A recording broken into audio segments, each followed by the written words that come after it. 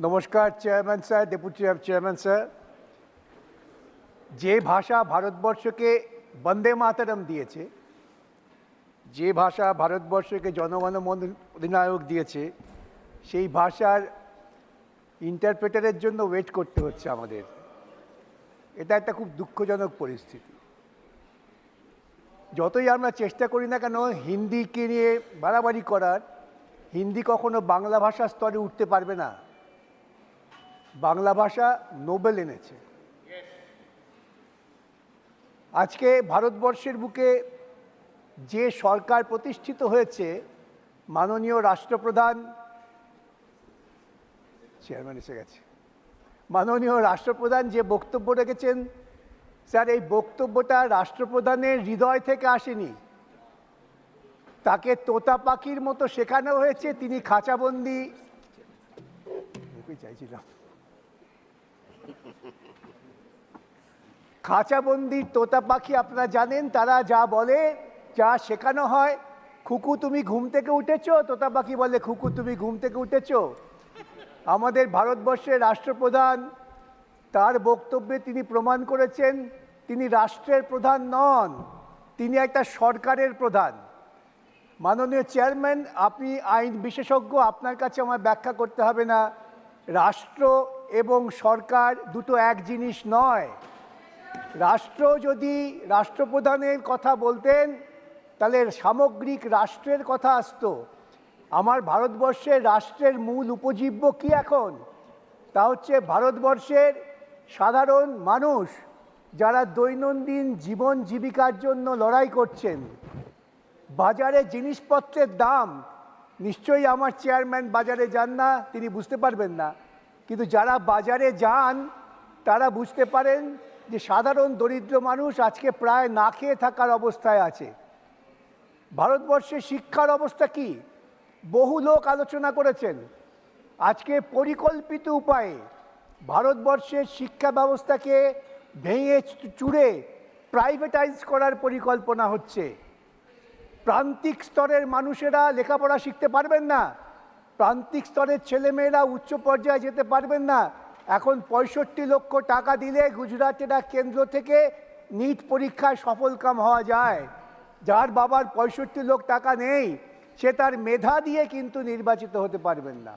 এবং দুর্ভাগ্য আমার, আমি পশ্চিমবঙ্গ থেকে বলছি যে এই রোগ পশ্চিমবঙ্গ ঢুকে পড়েছে। সেখানেও শিক্ষা ব্যবস্থাকে ক্রমশ মার্জিনাল সেকশনের লোকজনের থেকে দূরে নিয়ে যাওয়া হচ্ছে।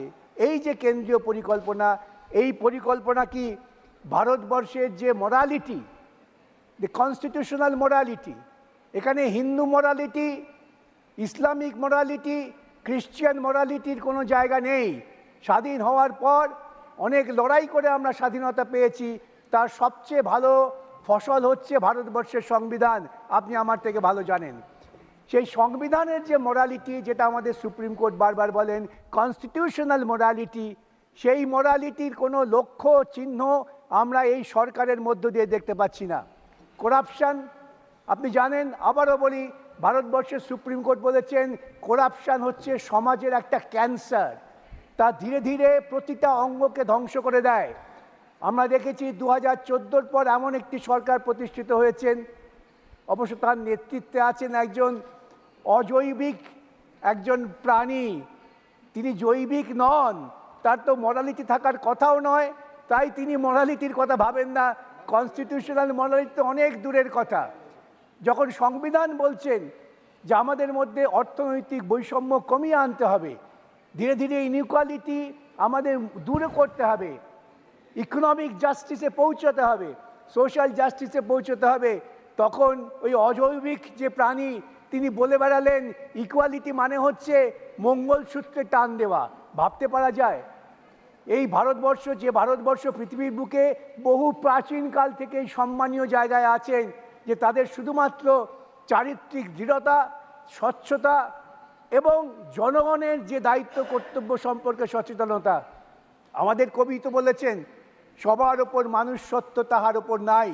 এই মানুষকেই আমরা ধীরে ধীরে অবজ্ঞা করছি। স্যার, আমরা করাপশানকে দূর করার পরিবর্তে করাপশানকে ডেকে আনছি, আহ্বান করছি। আপনি ভাবতে পারেন ভারতবর্ষের সুপ্রিম কোর্ট যখন ইলেকট্রাল বন্ডকে আনকনস্টিটিউশনাল বলে দিল, তখন কেন ভারতবর্ষের অজৈবিক প্রধানমন্ত্রী তিনি বললেন না, এই টাকা তার দল ফেরত দিয়ে দেবেন, যা অসাংবিধানিক, তার জন্ম থেকেই বেআইনি, সেই বেআইনি টাকা তারা গ্রহণ করেছেন। ওই দেয়া নেওয়ার তত্ত্ব আমি তার মধ্যে যাচ্ছি না, আমি অনেক মৌলিক জায়গায় আছি। এই যে করাপশন, টাকা দিচ্ছেন কারা? যারা ভারতবর্ষের মানুষকে শোষণ করে তার থেকে মুনাফা করছেন, তারা টাকা দিচ্ছেন। সেই টাকা দিয়ে সরকার যদি লালিত পালিত হয়, সেই সরকার কি ভারতবর্ষের মানুষের কথা ভাবতে পারবে? সাম্প্রতিককালে একটি তথ্য এসেছে, অত্যন্ত বেদনাদায়ক তথ্য, যে ভারতবর্ষের এই ক্যাবিনেটে অধিকাংশ সদস্য তারা সবাই মাল্টিমিলিয়নার। এই যে মাল্টিমিলিয়নার ক্যাবিনেটে যারা আছেন, তারা কি করে মিলিয়ন নিপীড়িত মানুষের কথা ভাববেন? তারা ভাবতে পারেন না।